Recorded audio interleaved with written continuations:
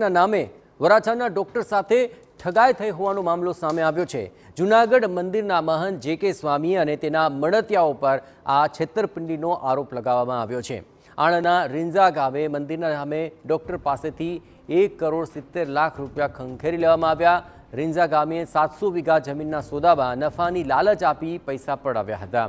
Chotila Limbdi highway પરના petrol pump પર આ જમીનનો ભાવતાલ નક્કી કરવામાં આવ્યો હતો।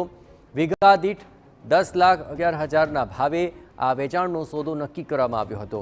જે.કે. સ્વામી અને 2 દલાલ સહિત કુલ 7 વિરુદ્ધ ફરિયાદ દાખલ કરવામાં આવી છે।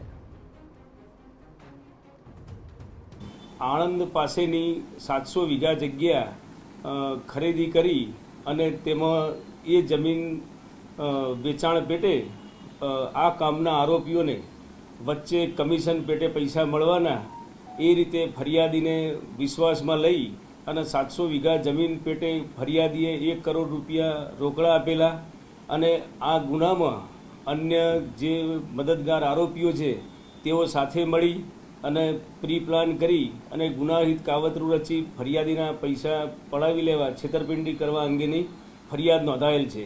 જે.કે. સ્વામી જે છે એક રેન્જ રોવર કાર આગળ પાછળ પાયલોટિંગ ગાડી બધામાં 2 બ્લેક કેટ કમાન્ડો જેવા ગનમેન સાથેના, એટલે અમે પણ એમ થોડા ભ્રમિત થઈ ગયા કે મેં બહુ સારું હોય છે એનો પોસ્ટ ને બધી વસ્તુ એ લોકો એટલું એફોર્ડેબલ કરી શકશે બધી વસ્તુ।